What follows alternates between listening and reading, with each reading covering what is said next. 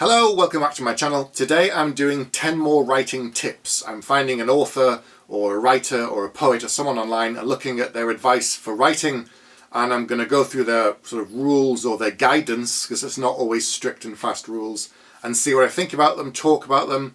So today I'm doing Neil Gaiman. Now he's only got 8 rules and I've put 10, so I'm going to put 2 more from another author on the end that I think are quite good, but we'll get to them. Neil's first rule or guidance is write. Okay, yeah, on the surface of it, that seems quite a silly thing to say, but he's right in terms of a lot of the best thing about writing sometimes is coming up with the ideas. It's the imagination part, it's the world building part for me as a fantasy author. I have great fun filling pages and pages of, Word documents to do with different races, different cultures, symbols, where the characters come from, the countries, and all of that stuff is great, but it isn't writing the book.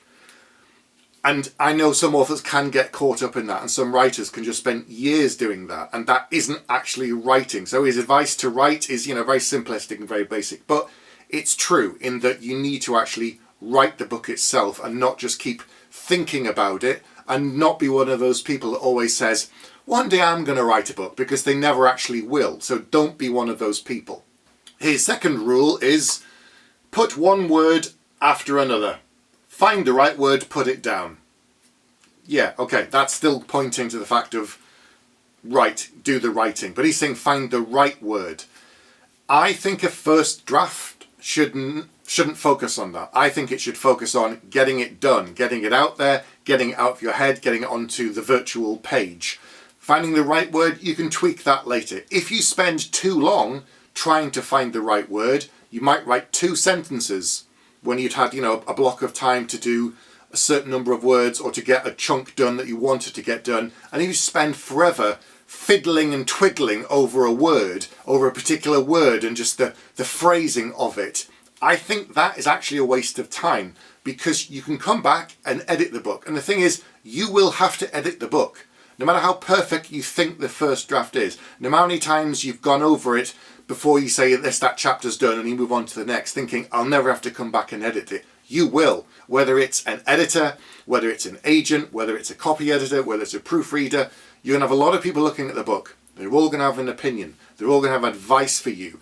Every page, something will change. Nothing is perfect. So trying to spend a long time in finding the right word, I don't actually think that's useful for early writers. And for some authors who apparently want to spend years and years between books and never actually finish a series because they spend so long being so precious about the particular words, I don't think I really qualify them or call them writers anymore, because they haven't actually finished a series. They're not actually doing the writing, they're just thinking about it. Neil Gaiman's third rule or guideline is finish what you're writing. Whatever you have to do to finish it, finish it. I absolutely agree with this. Get to the end of that first draft.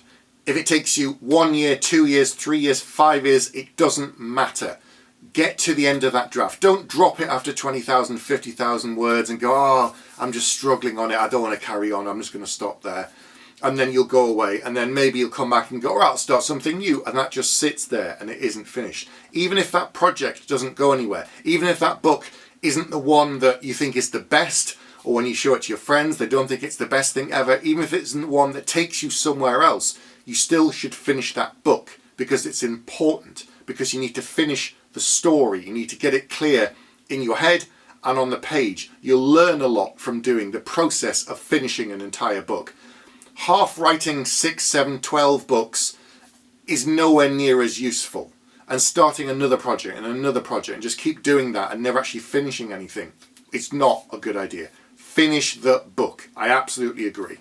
The fourth rule is quite an interesting one. It's put it aside. Read it pretending you've never read it before. Show it to friends whose opinion you respect and who like the kind of thing that it is. So that last bit first, there's no point showing your fantasy book to a romance author or vice versa. If they don't read that kind of book, if it's not the kind of thing that they're naturally into, why would they look at it?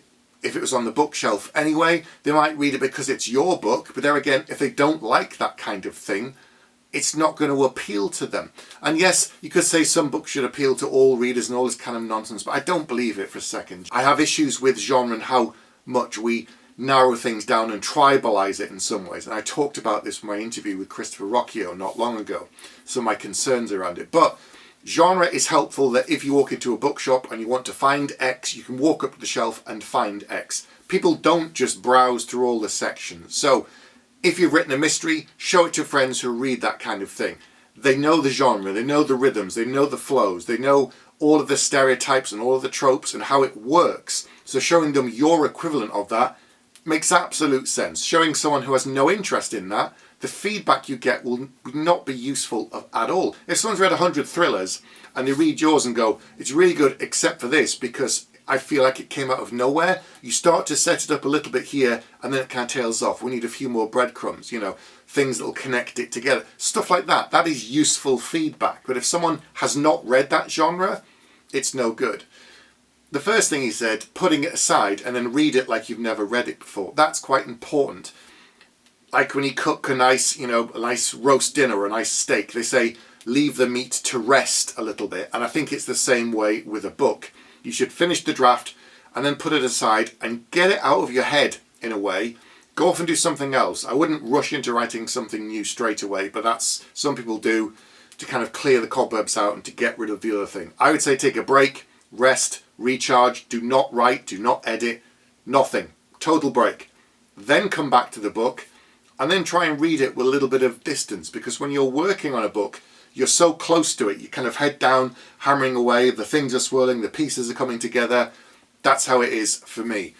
But when I'm able to step back from it and look at it, there's things I see. If I go back and read my debut book, Battle Mage now it came out in 2015. I was writing that in 2011, 2012. I suspect there'll be things in there that I've completely forgotten, that I don't even remember writing. Obviously you can't have that much distance, but you could take a few weeks, maybe even a month.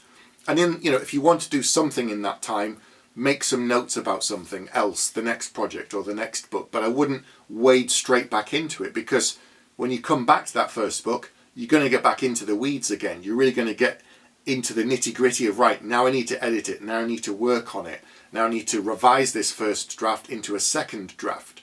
But yes, some distance is definitely a good idea. The fifth rule is also quite an interesting one. It says, remember, when people tell you something's wrong or doesn't work for them, they are almost always right. However, when they tell you exactly what they think is wrong and how to fix it, they are almost always wrong. So it's how to take criticism. It's how to listen to feedback from your book. If your editor, your friend, or whoever reads the book and says, I don't really like this, something doesn't work about it, it needs attention. If they then go on to say, but you should do this, don't listen to them. Because they're not the writer, they don't understand all of the book. There could be things you've hidden from the reader. It could be part one of a series, and that's why you've concealed some information. They're saying, we need to know all about X, Y, and Z. You know more about the book and how it works and everything that's not on the page that's in your head than the person reading it. So if they offer you focus on certain areas and say, these things aren't working, you should look at those things. Even if it's just to do with clarity. Sometimes I've had feedback from an editor who has said, I don't understand why you've done that. Now, on a particular point, perhaps in a plot. Now I'm thinking, oh, I've telegraphed this earlier on, I've set this up. But when I go back and look at it, there isn't as much information as I thought on the page as there is in my head. I'm like, okay, so I went back and added a few more bits. And when on the next edit, when she came to that point, it wasn't mentioned, it all made sense, it all held together, it all flowed better. So she didn't say, do this and change it to this. It's just raising flags on your manuscript, things you should look at. And that's a really good piece of advice. The seventh rule is laugh at your own jokes. So taken on its face value, it doesn't actually mean just sit there and laugh your head off at things. It means if you have I think it means if you have a sense of humour, if you have a particular way of thinking about things, if you have a particular way of looking at the world, put some of those jokes in and make yourself chuckle, because it's your sense of humour. Characters should feel real, they should feel lived in, they should feel like fully rounded people. So giving them some of your sense of humour, or a sense of humour that things would make you laugh, is a great idea. I think that's really good. I've looked back at some of my books there again, and I've read something and thought, oh, that's quite amusing. And then when I've read it to an audience, they've laughed at it. And I thought, okay, it's not just me. But sometimes I think, is it just me that's going to find this really amusing? And it isn't, because other people share my sense of humour. I'm writing in the hope of reaching some people with that joke, with that little whatever it might be, and it will get some parts of the audience. You can't please all of the audience all of the time, nor every reader, nor should you try. There will be some people that have read my books, they don't get my sense of humour, they don't like it, it doesn't click with them, and that's fine. It's not going to work with everybody. As I said, that's okay. But yes, put humour in, put jokes in, put your own brand of humour in there, I would say. Neil Gaiman's 8th and final rule or guide for writing is, the main rule of writing is that if you do it with enough assurance and confidence, you're allowed to do whatever you like. That may be a rule for life as well as writing, but it's definitely true for writing, he said. So, write your story as it needs to be written, write it honestly and tell it the best you can. I'm not sure that there are any other rules, not ones that matter. Only you can tell this particular story that you're working on. Nobody is exactly like you. Nobody has the same lens, the same storytelling lens, your experiences and everything else that you know. So writing it honestly and tell it to the best of your abilities, I think that's really good advice. When you come back in years to come and look back on earlier stories, there will probably be things you don't like about the story or the characters or something. You may think they're great. I've looked back on mine and thought, I'm not happy with this and that. And it's not necessarily basic things like, oh, I could have done the dialogue a bit better here, or I shouldn't have done that with a character. It's that I'm no longer that person anymore. I've changed, I've evolved, I've grown. Hopefully my writing in itself has got better, but I'm not the same person I was when I wrote that book. That's another reason I worry when I see someone that has one book and they're going around and trying to get it published, and then they get rejected from everybody, and they keep going and banging on every door saying, no, this is the one, this is the brilliant thing, this is the right one. I suspect if they actually took some time away and came back and looked at it after a few years, they'd be like, I'm not sure anymore, that's not. Some won't even consider that. They'll just have such a big ego, they'll just have such arrogance that they'll be like, no, it's absolutely perfect, this is the golden ticket, and there is no such thing. But if you write a book and then put it in a trunk and then come back to it years later, you'll see the cracks, you'll see the things that have changed. You'll be like, oh, I was a much more naive person or much less cynical person when I wrote that. And writing the equivalent story today would be different. And that comes back to the honesty of who you are right now. So the books I'm writing today in 2023, 2024 are very different to my debut book. I couldn't have written my most recent book, I don't think, for many, many reasons, not just in terms of confidence or ability, but for all of the underlying issues to do with myself. I wouldn't have felt able to do it for lots of complicated reasons to do with growth and all that kind of nonsense. Well, it's not nonsense, but you know what I mean. I've changed. I'm not the same person. Writing Battle Mage today would be very different. And also, I'm not someone that wants to go back and rewrite my books and edit them for a new updated version. There might be things I would add, but also I like books because they're a time capsule of who I was in that moment then. And anybody's books, you go back and look at the early Stephen King books, you can see all the stuff he was going through. And then if you read some of his biographies and stuff about his early childhood and growing up and when he was a young man, you can see all of the issues compared to who he is now. He's a different guy. He's exploring the same themes, terror and fear and humanity, but through a different lens. And I think there again, that's down to honesty and writing the story as best as you can. So that's a good piece of advice from Neil Gaiman. Here are two more bonus rules. They're not from Neil Gaiman, they're from David Hare. His first one is, write only when you have something to say. And I think that's a really good piece of advice. Not every book has to be life-changing. Not every book has to be something that's going to make you plumb the depths of your soul. It's going to make you question everything in the world. That's going to make you be tearing out your hair because it's so important and life-altering, and it's going to make you reconsider everything about your entire life, how you live it, your friends, your family's relationship. Some books do that. Some books are very, very challenging. Some books are really, really hard to read because they ask uncomfortable questions. And some books are escapism.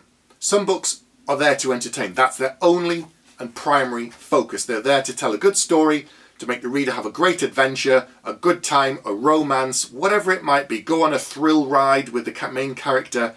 It's there to entertain, to have the reader to have a fantastic time whilst they're reading the book. And there's nothing wrong with writing that kind of a book compared to one of the more challenging books you can think of that you've read and thought, that's really stayed with me.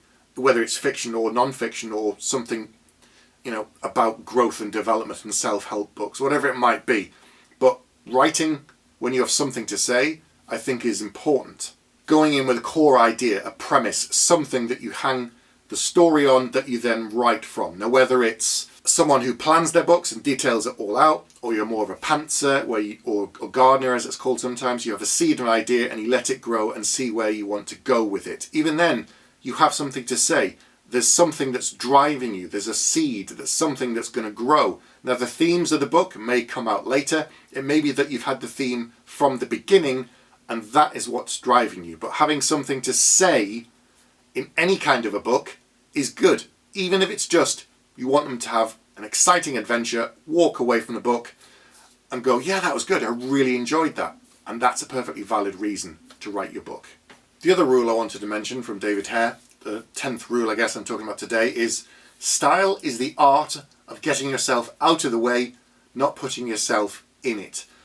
And I think that's talking more about don't write yourself into the stories, don't speak with your voice through your characters, using them as a mouthpiece to promote your personal political views, whatever it might be you're related to, things that you want to kind of trump and talk about. If they're relevant to the story, if they're relevant to the situation, then by all means they should be included. But you shouldn't be using your book as a soapbox to talk about something if it's a work of fiction, in terms of you're preaching to people.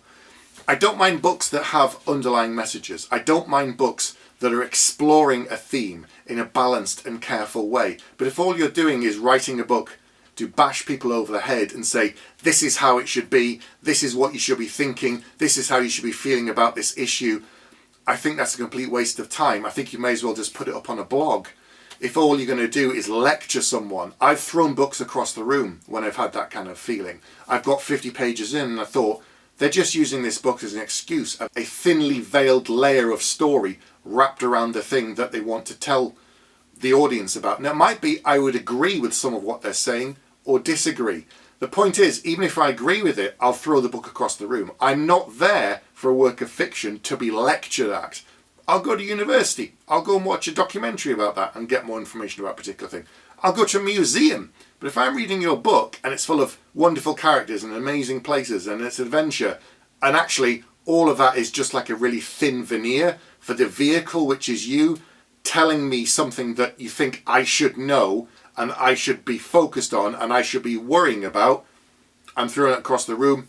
It's going to the charity shop. Someone else can enjoy it and maybe they'll read it and like it, but that is just not for me. And I think that's really good advice. As you get on as a writer, you'll write less about your own characters and people that you know within your life. I've done that in the early days. My first few books, people have said, that character's a bit like you, that character's a bit like your so-and-so who's a friend of ours. They can see that.